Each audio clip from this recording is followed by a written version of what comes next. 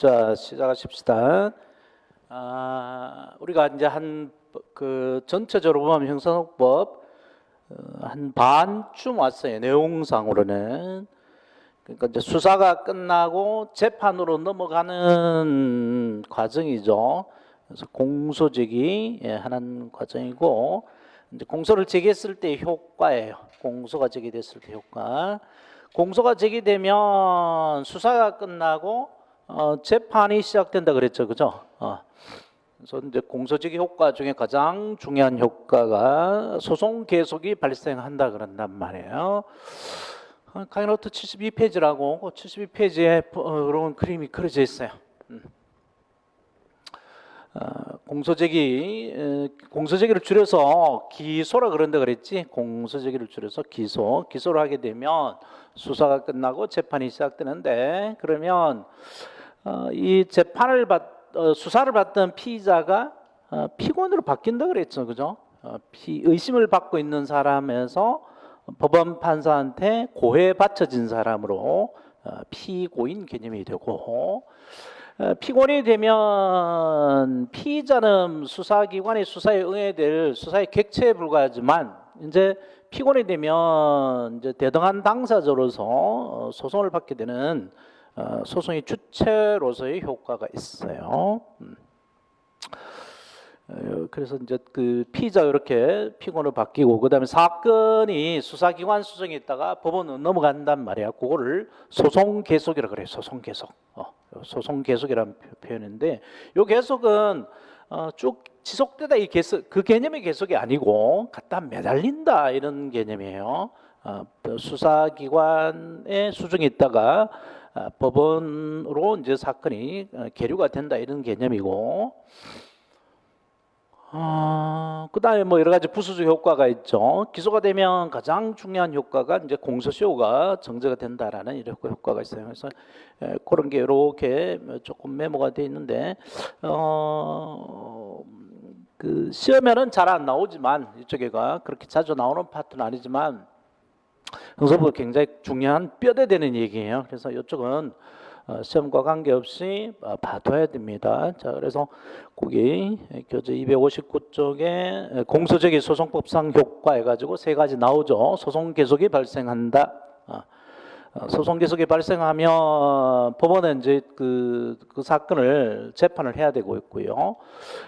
거기 적극적 효과고 소극적 효과로서 이중 기소가 금지됩니다. 같은 사건을 또 기소를 못하게 막아놓은 거죠. 그 이중 기소가 금지되고, 만약 이중 기소가 되면 어떤 효과가 발생하느냐 이 문제가 있는데, 이건 알아두셔야 돼요. 근데 내가 첫날에 다 얘기했어요.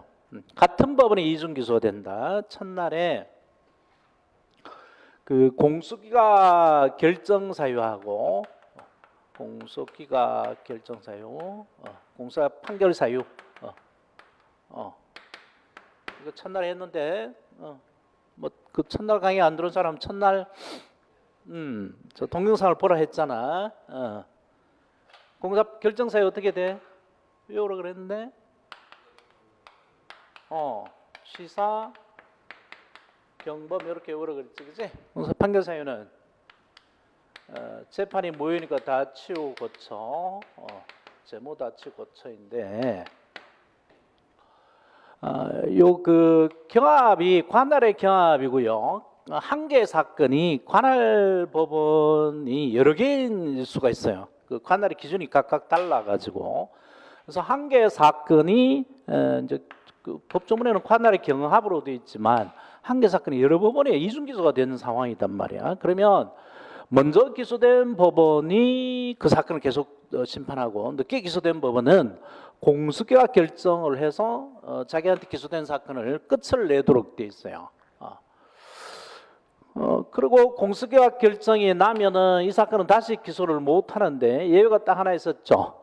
다른 중요한 증거가 발견된 때에는 그 사건은 다시 기소할 수 있고, 그러한 예외에 해당하지 않는 때는 다시 기소를 못 하는데, 그 규정에 위반해서 다른 중요한 증거도 발견하지 않고 다시 기소하게 되면 이번에는 여기에 해당하게 돼요.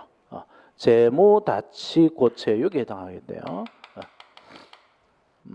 그래서 그 공소기에 이제 판결 사유가 되는데, 여기 같은 법원이 이중 기소가 됐을 때가 이제 요 얘기고요. 그다음에 참 내가 착각했구나. 금방 얘기한 거는 요거고 치고 요거는 다는 같은 법원에 한 개 사건이 기소가 됐는데 또 기소됐을 때죠. 다시 기소됐을 때. 요거는 다른 법원에 이중 기소됐을 때고. 그래서 같은 법원에 이중 기소가 되면 요거는 이중 기소 효과 별표 한두 개 해 놓으세요. 몇몇 주변 시험에 나온 적이 있어. 경찰 시험 경찰 요번 시험 경향을 보니까 주변 시험을 많이 봐야 되겠더라고. 조금 어려운 문제는 경찰 간부 시험에 나왔던 걸 조금 변형해가 내기도 하고, 뭐 대체로 쉬웠지만 그렇게 내요. 그래서 주변 시험을 조심해야 되니까 이제 난이도 조정을 해서 이런 걸 넣을 수 있어요. 그래서 같은 법원에 이중 기소가 되면 거기 책을 봐봐요. 공소가 제기된 사건에 대하여 다시 공소가 제기됐을 때, 그 다에다가 동그라미 하나 다시 공소가 제기됐을 때 여기에 해당하죠. 재무 다치 고체 다에 해당합니다. 그래서 공수기가 판결하게 되는 거죠. 공소 판결 동그라미 해놓고요. 판결. 그런데 포인트를 잘 잡아놓으세요. 공수가 판결. 시각화를 해두라고 했지, 그지? 그 다음에 니은 다른 법원이 이중 기소됐을 때는 관할의 경합에 의한 경우입니다. 그 밑에 보면 관할의 경합으로 심판할 수 없는 때에 해당하기 때문에 뭐 사물관할을 달리할 때는 합의고 심판하고 사물같이 하는 경우는 문서공소제가 받는 분 심판한다. 이거는 그 관할을 가서 다시 할 거니까요. 그때 가서 보시고 관할의 경합에 경동해 놓고 이때는 공사 결정합니다. 공사 결정 또 동그라미 놓고 이게 포인트죠. 그래서 같은 법원에 이중 기소가 되면 공수기가 판결하는 거고 다른 법원이 이중 기소가 되면 공수기가 결정한다. 그렇게 하시고 판결하고 결정이 다른 점이 뭐라고? 변론을 여느냐 안 여느냐, 그지? 그러니까 물어보느냐 안 물어보고 법원 지들이 혼자 하느냐 요 차이를 그랬죠. 자, 이게 기초 중요하고 여기 해놨구나. 취사 경범이 여기 경화에 해당한단 말이야. 그다음 재무 다치 고체 요에 다 해당한단 말이지. 그 다음에 두 번째 효과, 심판 범위가 한정됩니다. 공소가 제기되면 심판 범위가 어디에 한정될까요? 불구불리의 원칙 때문에 검사가 재판해달라고 요청한 것만 법원은 재판할 수 있다 그랬죠. 아무리 강간이 이루어졌다 하더라도 검사가 폭행으로만 재판해달라고 기소하면 그것만 재판하고 말아야 된다 그랬죠. 그죠? 그래서 검사가 기소한 범위에 한정되는데 검사가 뭘로 기소하냐면 공소장을 내죠. 그래서 공소장이 기소된 것에 한정됩니다. 공소장에 물론 이제 통일에서 인정되는 범위까지는 그 범위가 넓어지지만 그건 이제 뒤에 가서 또 할 거고요. 그 다음에 공소시효가 정제가 된다. 공소시효에서 봤죠. 그 다음에 뒤에 넘기면 공소적 효력 범위, 불고불리 원칙의 효력 범위가 있어요. 불고불리 원칙. 이건 그 한 페이지 정도는요 잘 봐둬야 됩니다. 형사소송법에 매우 중요한 뼈대 되는 얘기죠. 그 형사소송 대원칙 고소 파트에서 이야기를 하긴 했지만 다시 한번 확인해 봐요. 여기서 자, 형사소송 대원칙 고소에서 했죠. A, B, C 세 놈이 있는데 이 놈들이 공모를 해서 농협을 틀었어.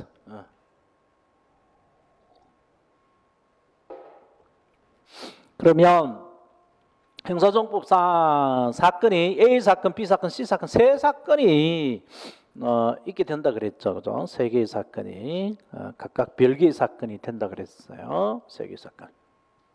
그리고 이 세 개의 사건은 원래 이렇게 하나하나 나누어지는데 이제 관련 사건일 뿐이죠. 세 개의 사건으로서. 근데 형사법 대원칙이 C의 한 놈만 잡아서 검사 기소하면 도망간 A, B도 같이 기소된 게 아니라 그랬죠, 그죠? 그리고 검사가 B는 봐주고 뭐 A만 기소할 수도 있고 C는 봐주고 뭐 AB만 기소할 수도 있고 얼마든지 골라 잡아서 기소를 할 수 있어요. 그래서 한 사람에 대한 소송행위가 다른 사람에 영향을 안 미칩니다. 한 사람의 한 행위가 다른 사람에 영향을 안 미친단 말이에요. 이게 주관적 가분이라고 그랬죠. 주관적 가분. 사람마다 여러 사람 등장하면 각각 따로 취급하고 서로 영향을 안 미친다. 이게 형사부 대원칙이다. 그 다음에 사건은 한 개의 사건은 한 개의 일부분만 기소하더라도 한 개의 보따리로 묶음으로 한꺼번에 취급이 된다. 이거를 객관적 불가분, 물적 불가분 현상이라고 부른다 그랬어요. 이게 공소제기에서는 그대로 적용됩니다. 그대로. 그래서 주관적 가분이라는 말은 사람들은 각 사람마다 따로따로 형사소송에는 취급하는데 개인 책임 원리, 과실 책임 원리 때문에 그렇고 연자제나 연대책임을 인정하지 않는 원리가 헌법상 확립되었기 때문에 이 원리가 들어왔다는 거였고요. 그 다음에 객관적 불가분은 한 개 사건은 한 개 묶음으로 한 개 단위로 불가분적으로 취급한다는 것이 일단 원칙을 했어요. 그래서 한 개의 사건 일부를 따로 나누어서 취급하지 않는다. 이건 사리적으로 당연한 얘기라 그랬죠. 이게 이제 공소에 그대로 투영이 됩니다. 이건 시험에 나오건 안 나오건 매우 중요한 거고 어쩌다 지문에 한 번씩 등장해요. 그래서 반드시 봐둬야 되는데, 자, 공소적 인적 효력 범위는 ABC 세 놈이 있으면 검사가 지목해서 기소한 그 놈만 기소가 됩니다. 그 놈만 피고인이 돼요. 자, 그래서 여기 줄치고 별표 한 3개 놓으세요. 공소는 검사가 피고인으로 지정한 이외의 다른 사람에게는 그 효력이 미치지 아니한다. 매우 중요한 뼈대단 말이야. 공소는 검사가 피고인으로 지정한 이외의 다른 사람에게는 그 효력이 미치지 아니한다. 그래서 A, B, C 세 놈이 있더라도 검사가 C만 기소하면 C만 재판을 받게 된단 말이에요. 고소하고 다릅니다. 고소의 경우는 주관적 불가분 현상이 있으니까 ABC 세 놈 중에 피해자가 친고죄의 피해자가 C만 고소하더라도 AB 다 고소된 걸로 친다 그랬죠. 그거하고는 달라요. 자, 앞에 고소 불가분 원칙하고 잘 구별하시고, 근데 예외가 딱 하나 있었죠. 이미 공부했잖아 우리가. 주관적 불가분 현상이 발생하는 거. 공소시효만큼만이 예외였죠.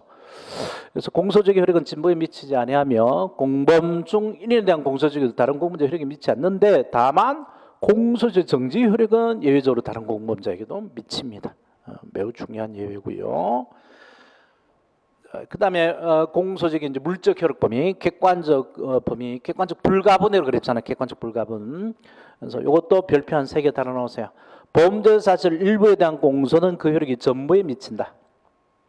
범죄자 일부에 대한 공소는 그 효력이 전부에 미친다. 별표 3개 놓고, 이게 고소의 경우에도 이 규정이 없지만 고소의 경우도 똑같다고요. 친고죄의 경우에는 이 규정은 확인적인 규정일 뿐이지 원리상 똑같습니다. 자, 그 다음에 이제 심판 대상론이 나오는데 이게 이제 문제죠. 범죄자 일부에 대한 공소는 그 효력이 전부 미친다 그러면 강간죄 사건인데 검사가 폭행죄로만 기소를 했으면 강간죄까지 그거 다 미친다는 건데, 그럼 법원 판사가 강간까지 재판을 해야 되느냐 이 문제가 있어요. 재판을 해야 되느냐 아니면 검사가 기소한 그 폭행 부분만 재판해야 되느냐. 여기 이제 심판 대상론인데 거기서 지금부터 하는 얘기 그 밑에 심판의 대상론은 시험 문제와는 안 됩니다. 근데 매우 중대한 또 뼈대 되는 얘기이기 때문에 뒤에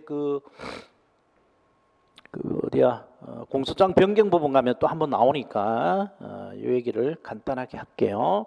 그래서 부담 없이 들어놓기만 하시면 돼요.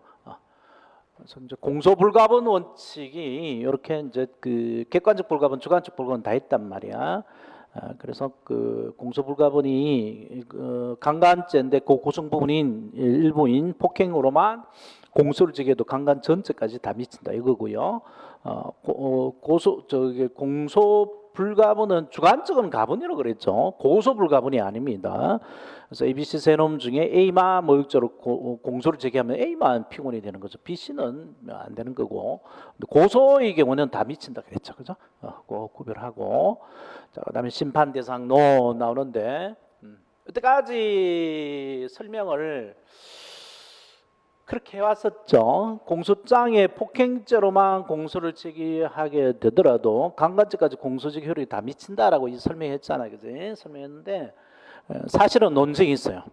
그 논쟁이 거기 조금 소개되어 있습니다. 260페이지에 심판 대상에 대한 논쟁이 있어요.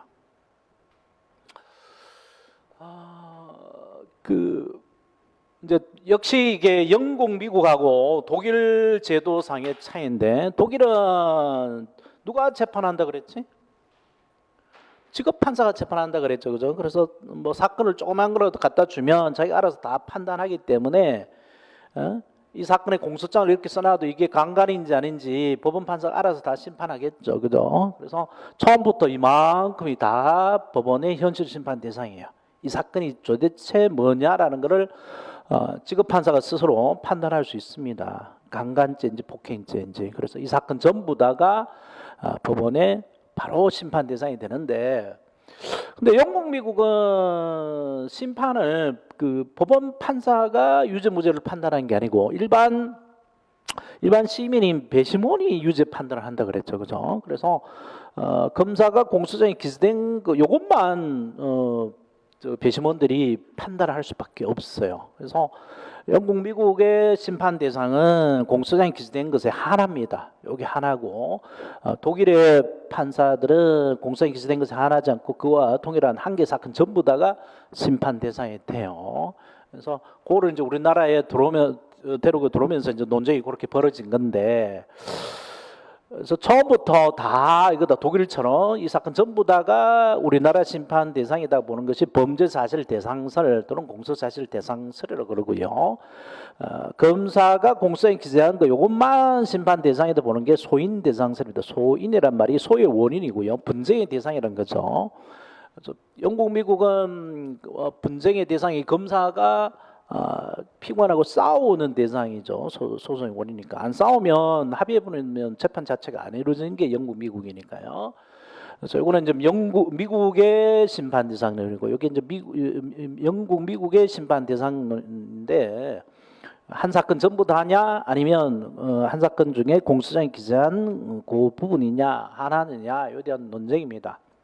근데 우리나라는 독일 제도하고 영국, 미국 제도가 서로 섞여 있다 그랬죠, 그죠? 이것도 정확히 섞여져 있어가지고 이걸로 설명할 수 있는 규정이 있어요. 금방 우리가 본 일부만 기소하더라도 한죄 일부만 기소하더라도 한죄 전부까지 공소적인 효력이 미친다라고 했던 거 있죠, 그죠? 그건 독일에서나 있을 그 규정이지 영국, 미국에는 그런 규정이 존재할 리가 없어요. 그런 전문 자체가. 그래서 이제 서로 모순되는 걸 어떻게 설명할 것인가에 대해서 논쟁이 붙어 있다가 이렇게 설명하기 시작했어요. 이제 독일의 집권주의 하에서의 심판 대상이 아니고 여기 소인 대상설이 영미 당사주의에서의 심판 대상론인데 우리나라 두 개 다 섞여져 있으니까 이제 그 합리적으로 설명하기 위해서 이렇게 논쟁이 붙어 있는데 이렇게 설명했습니다. 독일에서 말하는 범죄 사실 즉 한 개 사건 전부 다는 법원의 잠재적 심판 대상에 불과하고 즉 공소적인 효력은 미치기 때문에 심판 대상이 들어가긴 들어가지만 법원 판사가 그걸 바로 재판해야 되는 건 아니고 현실적으로 재판해야 되는 거는 요거다. 영미의 소인 대상설에서 말하는 공소장에 기재된 공소 사실의 하나인다. 요것만 재판하면 된단 말이야.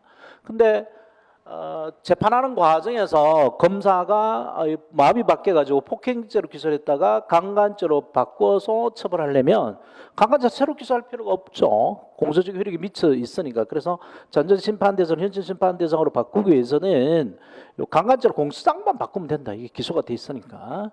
그렇게 이원죄로 설명하기 시작했습니다. 그게 이제 이원설이에요. 요거는 결론은 봐두세요. 문제화는 거의 안 되는데 261쪽에 동그라미 4번으로 돼 있죠.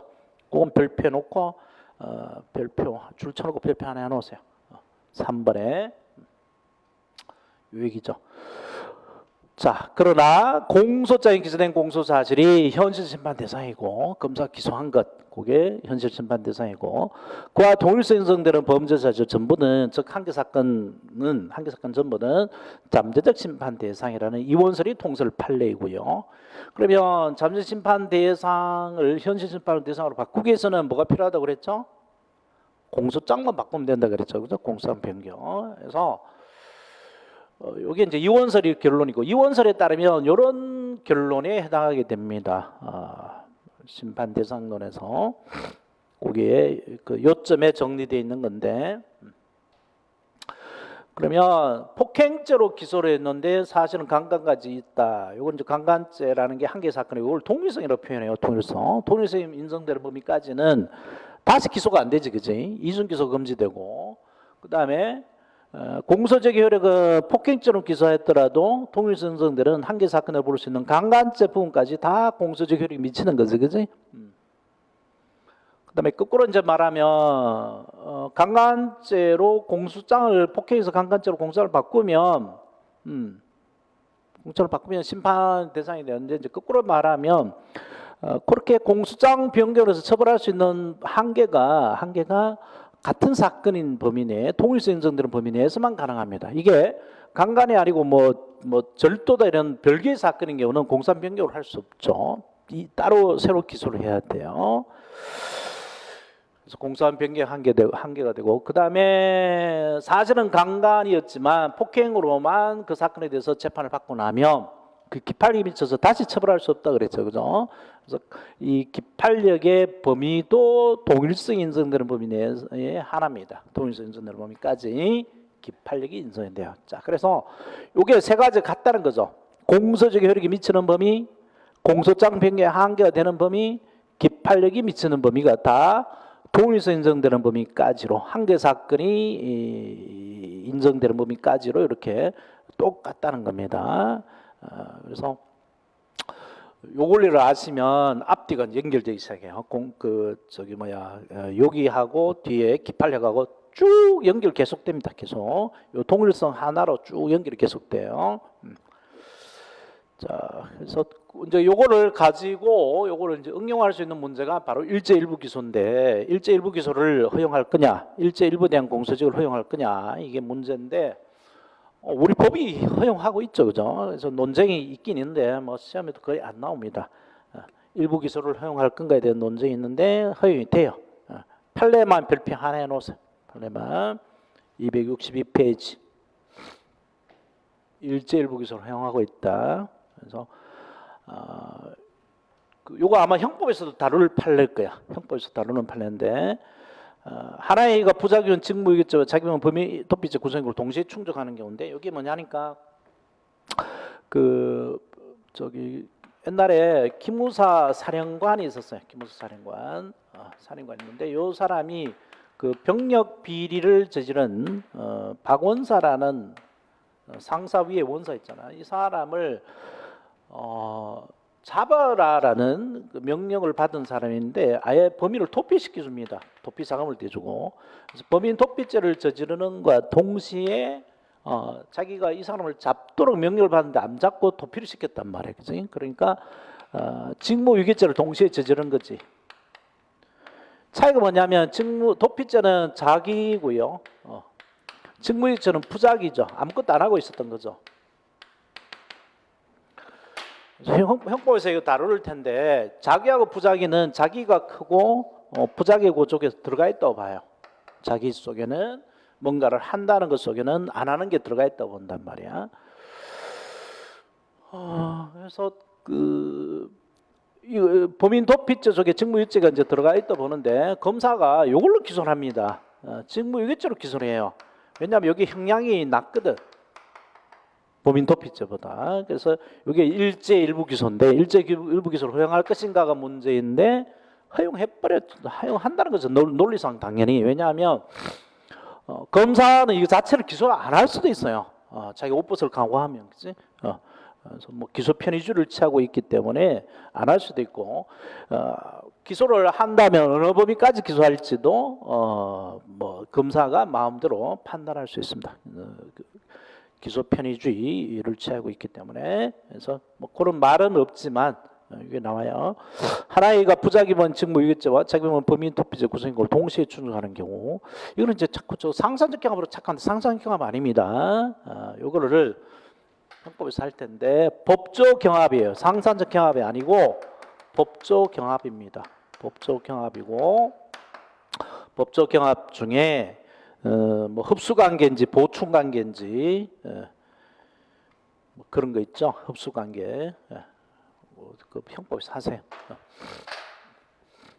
법조 경합 문제고 공소제기권자는 재량에 의하여 자기 범인 도피죄로 공소를 제기하지 않고 부자기 범인 직무유기죄로만 공소를 제기할 수 있다. 여기 이제 일제 일부 기소였고요.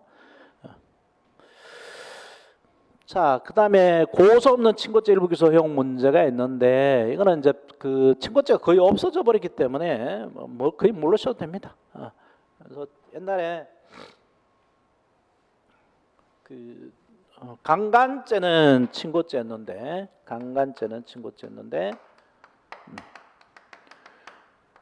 강간치상죄는 친고죄가 아니었거든요. 이거는 친고죄가 아니었어요. 그래서 피해자가 무서워서 강간죄로 고소를 안 하니까 그 구성 부분인 폭행죄로만 또는 자면 강간치상죄로 이제 기소를 했던 건데 요 폭행죄로만 기소를 했던 것이 바로 친고죄 고소 없는 일부 기소 문제였어요. 허용을 안 합니다. 허용을 안 해요. 안 하고 왜냐하면 친고죄로 입법한 취지에 반하기 때문에 안 한다라고 그랬어요. 근데 이제 뭐 거의 필요 없고 문제화도 거의 안 됩니다. 자, 그런 정도만 보고 빨리 넘어가죠. 다른 게 또 우리를 기다리고 있으니까. 자, 이제 제4편 공판 절차고요. 소송의 주체가 여기 나타나죠. 이게 그 다른 책과 다른 특색이라 그랬죠. 소송의 주체 법원 피고인 검사가 보통 책의 제일 앞부분이 나와 있는데 여기 이제 재판의 앞부분으로 옮겼어요. 그래서 법원 나오고요. 두 번째 검사 나오고 세 번째 피고인 나오고 네 번째 변호인 나오는데 그 법원에서는 반드시 한 문제가 나옵니다. 법원에서 특히 그 관할 쪽에 한 문제 나오는데 이번에 안 나왔던가 한 번 쉬었던가 하도 여러 번 나와서 그 다음에 검사 쪽은 다 제끼셔도 돼요. 검사는 지금 뭐 계속 지금 경찰하고 수사권 때문에 또 막 서로 싸우고 있고 경찰 시험에서 그래서 그런 걸 터치를 안 하려고 그래요. 시험에 내지 않습니다. 그 다음에 피고인 쪽에서 한 문제가 꼭 나와요. 또 그 다음에 변호인 쪽에서 뭐 번갈아 가면서 한 문제 나오는데 이번에 국선 변호인 나왔었어야 될 차례 같은데 안 나온 것 같기도 하고 그래서 뭐 처음에 그게 나오든 항상 출제 가능하니까 그런 세 덩어리 법원 피고인 그 다음에 변호인 특히 국선 변호인 쪽 그런 쪽을 조심. 비슷한 게 나온 것 같기도 하다. 내가 지금 그 해설을 달고 문제를 분류하다 보니까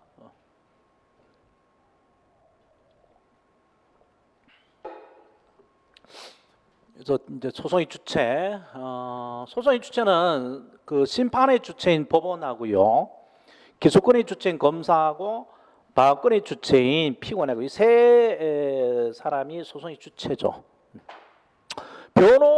변호인은 소송의 주체가 아닙니다. 그 피고인의 보조자죠.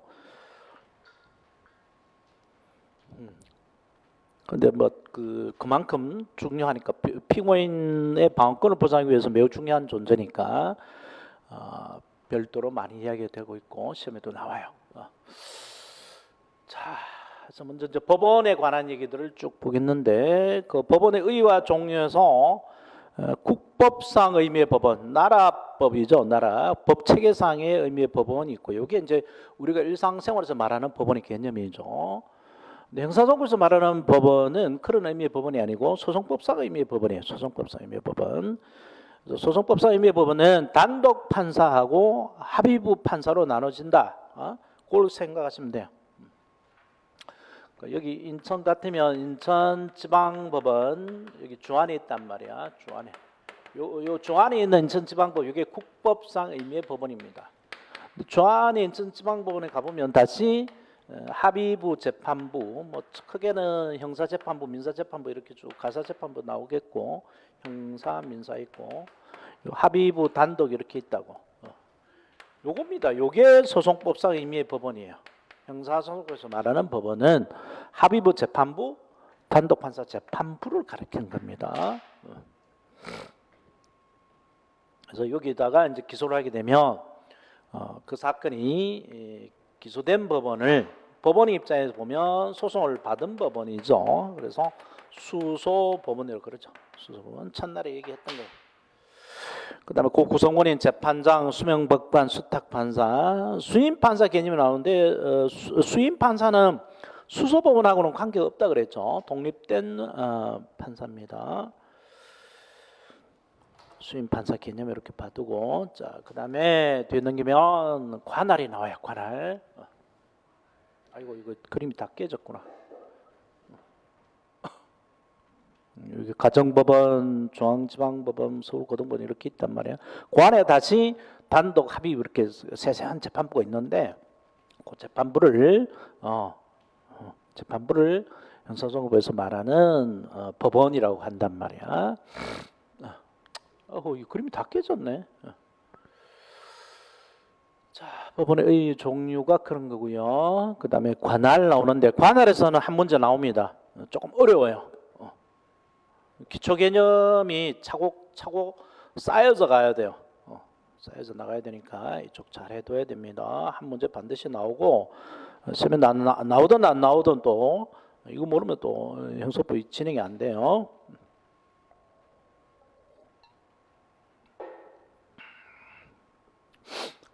그 관할에 의해서 뭐 재판권 개념하고 재판권이 크죠. 대한민국 재판권이 이렇게 크게 있고 그다음에 이제 그 관할이 각 지방마다 이렇게 나눠놓은 거 있죠. 이게 관할 개념이고요. 관할 법원에서 다시 그 또 나눈 게 사무 분담입니다. 사무 분담. 뭐 1재판부가 할 건지 2재판부가 할 건지 합의 1부에 할 것인지 합의 2부에서 할 것인지 그렇게 나누는 것이 사무 분배예요. 사무 분배. 쭉 넘어가고 자 그 방갈로 2번에 관할의 종류 있죠. 요 관할의 종류 별표 하나 해놓으세요. 요 기초 개념으로 나머지는 몰라도 되는데 요건 꼭 알아둬야 됩니다. 관할의 종류는 먼저 그 직무 관할하고 사건 관할로 나누세요. 직무 관할하고 사건 관할. 기준이 사건을 기준으로 관할권을 나누는지 아니면 직무를 기준으로 관할권을 나누는지의 차이입니다. 그래서 직무 관할은 직무를 기준으로 관할 부분을 정해놨는데 이건 법에 정해져 있어요. 법에. 그래서 피고 사건 관련된 특수절도 심판에 관한 관할을 말하고 재심은 확정 판결을 내리는 원 판결 법원에서 그 사건을 다시 하도록 되어 있습니다. 그래서 재심이라는 직무를 기준으로 관할 부분을 법으로 정해놨어요. 그다음 비상상고는 대법원에서 합니다. 대법원에서. 그래서 비상상고라는 그 직무를 대법원이 관할하도록 되어 있고요.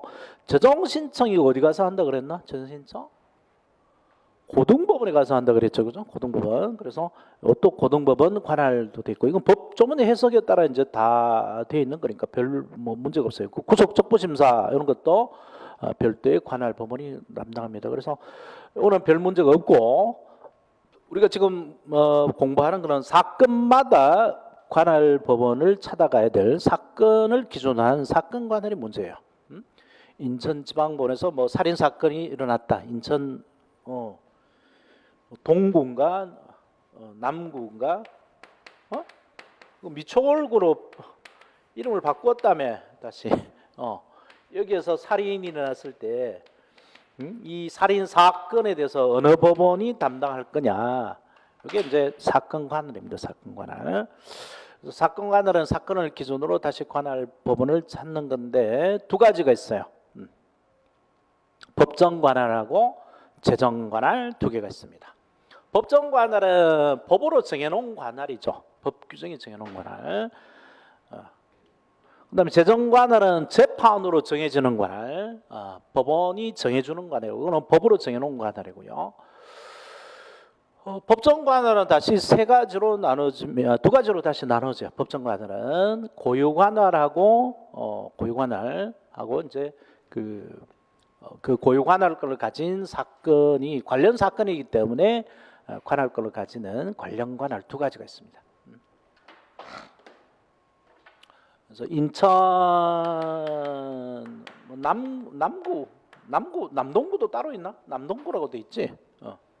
남동구가 그래서 그 뭐 술집에서 폭행이나 살인 사건이 났다. 그러면 인천 지방법원이 그 사건에서 관할권을 가지는 건 너무나 당연하죠. 이 인천지방법원 나와바리 아니야, 그지? 인천지방법원 지역 관할이니까요. 그래서 이게 고유 관할입니다. 고유 관할. 고유 관할 중에 토지 관할이죠. 이거 내가 다스리고 있는 땅에서 일어난 일이니까 인천지방법원이 인천지방법원 남동구 살인 사건에서 관할권을 가진다라는 건 너무나 당연합니다. 토지 관할이고. 근데 이놈을 봤더니 범인을 찾고 봤더니만 A라는 범인을 찾고 봤더니 이놈이 인천에서뿐만 아니라 저기 서울이나 대전이나 부산에서 또 저지른 범죄가 있어. 그러면 요 인천지방법원이 이놈이 서울에서 절도를 하고 대전에서 뭐 강간을 하고 부산에서 뭐 사기를 치고 한 이 사건도 같이 재판하면 편하죠, 그죠? 그래서 인천지방법원은 자기의 고유의 이 사건에 대해서 고유의 관할권을 가지지만 서울 사건, 대전 사건, 부산 사건에 있어서도 관할권을 가지도록 되어 있습니다. 여기 이제 관련 관할인 거죠. 관련 관할 또는 병합 관할이라고 하기도 해요. 관련 관할 또는 병합 관할. 그래서 고유 관할은 이제 세 가지 기준으로 나눠지는데 요 금방 땅으로 기준한 행정구역, 자기가 다스리는 땅을 기준으로 한 토지 관할이 있고요. 그다음에 사물 관할인데 사물 관할은 사건의 경중에 따라서 나눈 건데 살인 같은 거는 중한 사건이죠, 그죠? 근데 요즘에 많은 사건이 인터넷에서 뭐 모욕을 한다, 명예훼손을 했다, 또는 뭐 가벼운 폭행 정도다, 언쟁이 붙어서 그냥 뭐 멱살을 잡고 흔들 정도다. 이런 것까지 살인 사건을 똑같이 취급할 수는 없죠, 그죠? 이런 사건은 흔하기도 하고 가볍잖아요, 그죠? 그래서 이런 가벼운 사건은 한 사람의 판사가 재판부를 거쳐서는 단독 판사 재판부에서 재판하면 될 거고, 살인, 강도, 강간 이런 중대한 사건은 세 사람의 판사가 재판부를 구성하는 합의부 재판부에서 해야 되겠죠, 그죠? 이렇게 합의부 단독 판사로 사건을 나누는 것을 무슨 관할로 부른다 그랬죠? 사물관할로 부릅니다. 사물관할. 사건의 경중에 따라서 관할을 나누는 것이 사물관할이에요. 그래서 인천지방법은 합의부가 할 것인지 아니면 인천지방법은 단독 판사가 할 것인지를 정해놓은 관할이 바로 사물관할입니다. 사물관할.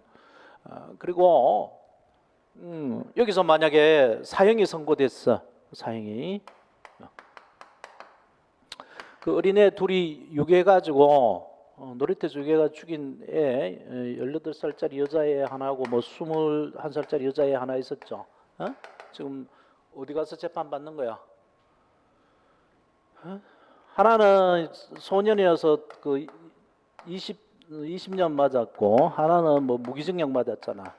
뭐 이렇게 맞으니까 인천지방 합의부에서 이렇게 맞으니까 바로 어디다 항소했어요? 서울고등법원에 항소를 했죠, 그죠? 여기서 똑같은 판결이 나오면 대법까지 올라가겠죠, 그죠? 그래서 뭐 전 세계적으로 3번 재판하도록 돼 있죠. 그게 바로 신급입니다. 1심, 2심, 3심 세 판 하도록 돼 있어요. 피고인이 원한다면. 그래서 그런 고유관할의 3개입니다. 토지관할, 사물관할, 신급관할. 신급관할은 쉽지만 토지관할하고 사물관할을 요걸 잘 기억하셔야 돼요. 토지관할, 사물관할. 기본 개념이 땅을 기준하면 토지관할. 그래서 전국 그 행정구역을 큰 것으로 나눠 가지고 담당할 땅 덩어리가 있어요.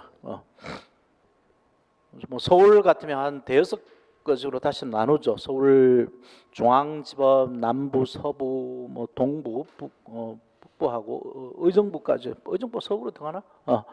별도. 그다음에 뭐 수원, 인천, 대전, 뭐 청주 쭉 큰 대도시마다 다 법원 있고 그 관할 구역들이 있죠. 사물관은 단독 합의부 이렇게 되고. 자, 그다음에 관련 관할, 병합 관할은 이렇게 토지 관할이나 사물 관할에 관해서 한 개의 사건에서 관할권을 가진 법원이 그놈이 저질러온 관련 사건에 대한 관할권도 같이 가지도록 되어 있는 것이 관련 관할, 병합 관할이고요. 이게 조금 어려워요. 이게 시험에 근데 이게 어려우니까 뭐 여기서 나오는 게 난이도 조정할 때 어려운 문제가 나오고요. 그럼 재정 관할은 두 개입니다. 관할을 지정해 주거나 관할을 이전해 주는 거예요. 뭐 대표적인 것이 인천하고 수원하고 사이에 신도시가 들어섰다. 신도시가 그러면 인천 관할인지 수원 관할인지 헤맬 수 있죠. 인천지방법원에 기소를 해야 될지 수원지방법원에 기소해야 될지. 그럴 때 서울고등법원에 가서 어느 법원에 가서 이 사건을 재판해야 될지 지정해달라고 신청할 수 있어요. 그게 이제 관할의 지정이에요. 그러면 서울고등법원이 지정해 줍니다. 근데 관할 이전은 수원에서 재판하다가는 너무 안 되겠다, 또는 인천에서 재판하다가는 뭐 데모가 일어난다 이럴 때 관할권 없는 분을 옮겨주는 겁니다. 이게 관할 이전이에요. 관할 이전. 그래서 두 가지가 이제 이제 다 서울 고등법원에서 옮겨주는 건데 이게 재정 관할입니다. 재정 관할, 관할 이전, 관할의 지정, 그 두 개가 있고 이것도 시험 범위에 들어가요. 양은 그렇게 안 많지만 그리고 법조문만 정확하게 알고 있으면 되고 어려운 거는 요거 평합 관할, 관련 관할이 어렵고요. 이걸 잘 이해하기 위해서는 토지 관할이 무슨 말인지 사물 관할이 무슨 말인지 요 개념이 잘 잡혀져 있어야 돼요. 그래서 뭐 이런 개념을 하나하나 수학처럼 기초 개념을 쌓아 나와야 되는 부분이니까 하나씩 보십시다. 이거 아무리 뭐 급하다고 해서 이거 몰라도 돼 그러고 덜렁 넘어가면 언젠가는 대가를 치러요. 언젠가는. 보면 꼭 자기 고집으로 버티는 놈들이 있어. 이제 자기 남들은 머리가 좀 있다라고 생각하는 애들이 말 안 듣고 버티는 애들이 모의고사 치면 항상 85가 나와. 85, 뭐 90 달랑 나와. 얘가 한 2년씩 넘게 해. 2년 뭐 3년 가까이 했어. 2년 넘게 했는데 그러니까 만만하거든. 85, 90 나오니까 만만하니까 뭐 쌤이 그래도 뒷부분 요거 나올 가능성이 이런 거 최근 판례 한번 가능성 있어 봐. 그러면 그래도 한 10몇 페이지가 되고 문제로는 한 20페이지 가까이 되니까 귀찮거든. 아니 나오면 찍을래 이런 짓을 해. 저번 시험도 쉬우니까 초보자들도 거의 90, 95, 뭐 좀 하면은 100 뭐 다 맞췄단 말이에요. 이 친구는 계속 85야. 평소에 뭐 왜 했냐면 아예 버렸기 때문에 지가 아는 것만 하고 모르는 건 다 버렸기 때문에 조금만 며칠간만 투자해서도 알 수 있는 문제들이고 그리고 문제지에서 바로 찾아 찍을 수 있는 문제니까 그냥 두 개는 더 맞출 수 있었단 말이에요. 95는 가 있었어야 되는데 85에 멈추고 있어. 그럼 평균이 몇 점이야? 평균이 2점이 나오잖아. 평균 2점이. 그러면 지가 평균이 75인데요. 두 개 더 맞추면 77까지 올라갈 텐데. 또 떨어진 거지 뭐.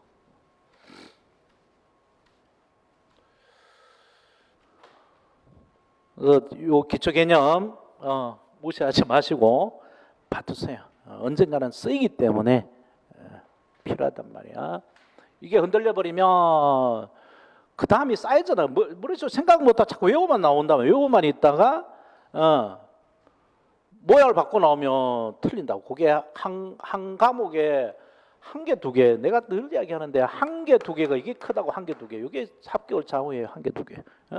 한 과목 한 개면 평균이 5점이야. 다섯 과목 다 합하면 5점이야, 5점. 5점이면 75에서 80, 85에서 90이 되는 건데 이게 크다니까. 한두 문제 이걸 무시해 버리니까 안 돼요. 마지막 그 피니시 라인에 가서 다리를 못 내미는 거야. 못 내밀고 맨날 뭐 요만큼 차이로 맨날 떨어지지. 그러니까 아까워서 뭐 그만두지도 못하고. 자, 법정관할 책에 봐봐요. 269쪽 법정관할, 고유관할. 전체적으로 한번 봐볼까요? 고유관할 있고 토지관할 나오고요. 범죄지, 피고인의 주소 거주지, 피고인의 현재지 쭉 나오죠. 그다음에 뒤에 넘기면 선박 항구인의 범죄 특징 나오고, 그다음 동그라미 2번 사물관할 나오죠. 단독 판사 관할, 합의 관할. 그다음에 271페이지 가면 3번 신급 관할 나오고요. 그다음에 넘기면 관련 사건에 관할, 병합 관할이 나오죠. 이게 어렵다고 그랬잖아요, 그죠? 그다음 위치 상황으로는 조금 그 이야기 어려운데 공부를 쉽게 하기 위해서 위치를 좀 옮겨서 275페이지 보면 관할의 경합이 바로 나와요. 그다음에 뒤에 넘기면 재정관할에 나오죠. 재정관할에서 관할의 지정, 관할의 이전 나오고, 가로 5번에 보면 관할권 보존제 효과까지 쭉 연결이 돼 있어요. 여기서 한 문제는 반드시 나온단 말이야. 자, 좀 기초만 보고 좀 쉬겠는데, 자, 토지관할부터 보죠. 토지관할. 금방 설명한 겁니다. 땅덩어리라는 얘기죠. 땅덩어리. 토지를 기준으로 각 그 지방 법원을 만들어 놓고 그 지역을 관할하는 법원을 만들었단 말이야. 그러면 서울에 주소를 두고 있는 요 가이노트 13페이지 아마 그림이 들어가 있을 거야. 길쌤이 대전에 가서 폭행을 했어요. 대전에 가서 술 먹다가 싸웠다고, 술집에서. 요즘은 지방 강의 거의 안 가는데 옛날에 지방 강의 많이 다닐 때 그럴 일은 없는데, 그지? 그리고 부산에 가서 만약에 길쌤이 잡혔어. 그러면 체포지가 현재지고요. 주소지는 서울이죠. 서울에 주소를 두고 있는 길쌤이 대전에 가서 범죄를 저질렀으니까 범죄지는 대전이고요. 만약에 여기처럼 인천이다 그러면 인천이 범죄지고, 그러면 대전지방법원은 대전하고 그 충남북 그 지역을 다스리고 있잖아, 그지? 그러면 거기서 벌어진 범죄는 대전지방법원이 관할을 한다. 이건 너무 당연하지, 그지? 그래서 범죄지를 관할하는 법원이 그 관할권을 가진다. 그 범죄지를 관할하는 법원이 그 자기 관할 구역 내에서 발생한 범죄에 대해서 관할권을 가진다. 이거는 너무나 사리적으로 당연한 거지, 그지? 그래서 첫 번째 기억 범죄지로 되어 있고요. 근데 폭행 정도면 구속 기소가 안 돼요. 불구속 기소되고, 그러면 일주일에 한 번 정도 뭐 대전에 나가는 사람이 그거 받으러, 재판 받으러 대전까지 간다는 게 불편하고 안 나갈 가능성이 많죠, 그죠? 그래서 요 피고인이 재판을 편하게 받도록 하기 위해서 대전 사건이지만 피고인이 살고 있는 서울법원이 대전 사건에 대해서 관할권을 가지도록 또 해놨어요. 재판을 편하게 받도록. 그래서 피고인, 가해자죠. 피해자가 아닙니다. 피고인, 가해자의 재판받는 사람의 주소나 거소지 법원도 범죄지는 아니지만 관할권을 가지도록 되어 있고요. 그 다음에 그 부산에 가서 만약에 잡혀서 체포돼서 뭐 교도소 들어가 있으면 현재 머무르고 있는 지죠, 그죠?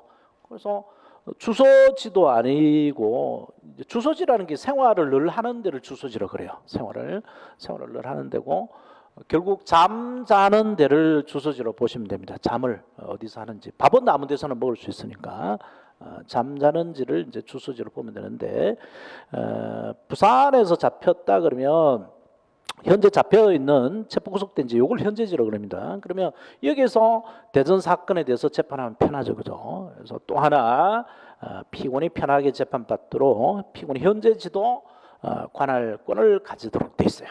그래서 세 가지 기준입니다. 토지관의 기준이 범죄지, 피고인의 주소거소지, 피고인의 현재지. 예. 근데 범죄지가 토지관의 기준이 되는 거는 이거는 사리적으로 너무나 당연하다 그랬죠, 그죠? 논리적으로 당연합니다. 근데 피고인의 주소거소지, 피고인의 현재지를 관할 기준으로 정한 이유는 누구를 편하게 하도록 위해서 재판받는 사람이 편하게. 예. 그래서 지금 전두환 뭐 거의 세상 하직할 때가 다 돼 가는데 치매가 왔다는 등 뭐 말이 많은데 그 자서전 쓰면서 5.18을 왜곡했다고 그래가지고 이 5.18 관련 단체에서 그 고소를 당해서 허위사실의 명예훼손죄로 지금 재판을 받고 있죠, 그죠? 그래서 기소가 어디 됐냐면 저기 목포과 광주에 기소가 됐어요. 근데 이 90 다 돼가는 노인이 여기까지 가서 재판받기 힘들단 말이에요, 차 타고 가기가. 그래서 내가 살고 있는 이쪽으로 옮겨달라고 해요. 서울로 옮겨달라고 한단 말이야. 옮겨줄 수 있죠. 여기도 관할권이 있으니까, 그죠? 피고인의 주소거소니까. 이거는 범죄지도 되구나. 서울서 이 자서전을 했으면 서울서 명예훼손 했으니까 범죄지가 돼 있는데 고소를 거기서 했으니까. 자, 요 논리를 잘 기억해야 됩니다. 토지 관할은 결국 피고인의 편의를 위해서 인정한 거예요. 피고인의 편의를 위해서 그 원리를 잘 알아둬야 됩니다. 자, 그러면 범죄지란 범죄 구성격에 해당하는 사실, 범죄 사실이 발생한 장소를 말하고 전부 다 포함됩니다. 전부. 그래서 뭐 실행행위지, 결과 발생지, 중간 발생지 다 범죄지예요. 극단적으로 말하면 KTX를 서울에서 타고 부산까지 쭉 가는데 어서 만약에 독약을 탔다 그러면 실행행위지죠. 부산에서 사망했어.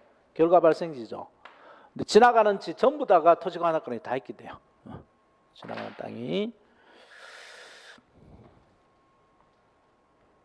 그다음에 예비 업무를 처벌하는 경우는 예비 업무한 장소도 되고 공모 공동 접속 공모지도 범죄지고요. 이런 건 형법에서 공부하면 되겠고, 그다음에 피고인의 주소거소지, 주소란 생활의 근거지를 말하고 거소는 다소 머무르고 있는 지를 말하는 거고요. 그다음에 피고인의 현재지, 임의나 또는 적법한 강제에 의한 구속지를 현재지라고 말합니다. 이 판례 별표 하나 해놓으세요. 판례.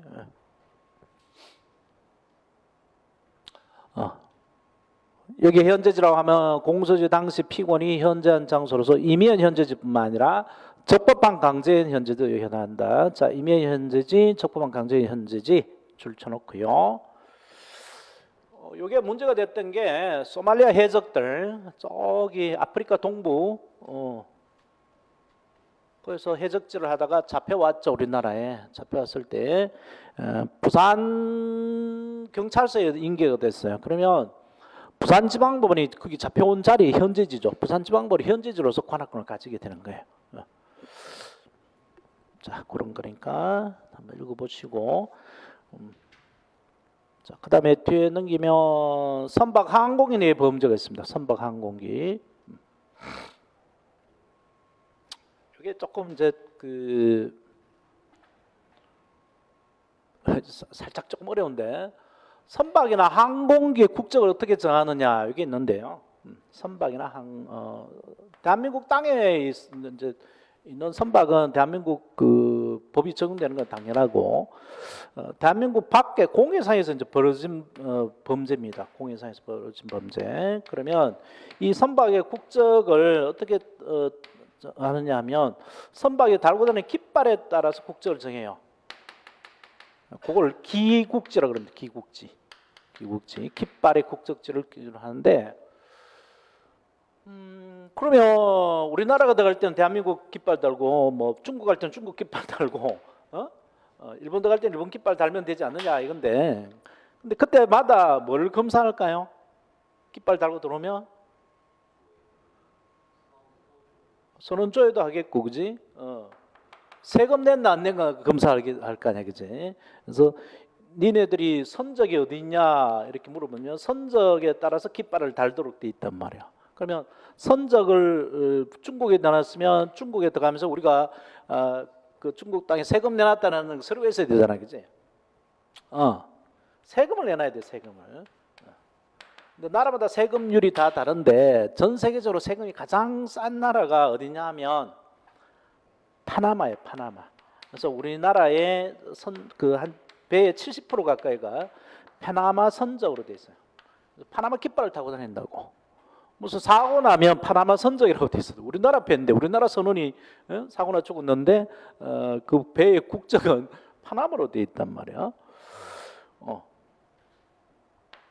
근데 이런 봐봐. 대한민국 국외에 있는 대한민국 성방에서 범한 죄에 관하여는 위에 고대의 선적지 또는 범죄 선착지 토지관의 기준에 된다 있는데, 그래서 선적지로 기준하면 파나마 법이 적용이 토지관의 기준이 된다고 할 수 있는데 이게 우리나라에서의 문제지. 우리나라에 들어온 거죠. 이 배가 우리나라에 들어갔고 그 다음에 전제가 대한민국 선박이라고 되어 있습니다. 그러면 이 배는 대한민국 깃발을 달고 있겠죠. 100번. 대한민국 깃발을 달고 있는 배고, 근데 여기서 이제 문제가 되는 거는 여기서도 다시 대한민국 깃발을 달지만 세금을 광주에서 냈는지 부산에서 냈는지에 따라서 또 선적이 세부적으로 다를 거 아니야, 그치? 그걸 이야기하는 것 같아요. 세부적 선적을 이야기하는 것 같아. 그래서 요 선적지는 물건을 실은 적이 아니고 선박의 국적지, 본적지를 가리킵니다. 선적지. 범죄 후의 선착지도 또 하나의 기준이 돼요. 이거는 옛날에 시험에 나왔던 거고요. 요즘에는 거의 이런 식으로 안 나오고. 자, 그 다음에 판례 봐보세요. 판례. 거기에 들어가 있는 판례. 이거 중요해요. 별표 한 두세 개 놓고요. 우리가 본원하고 지원을 구별할 필요가 거의 없는데 여기서는 이제 좀 구별해야 돼요. 본원하고 지원. 본원.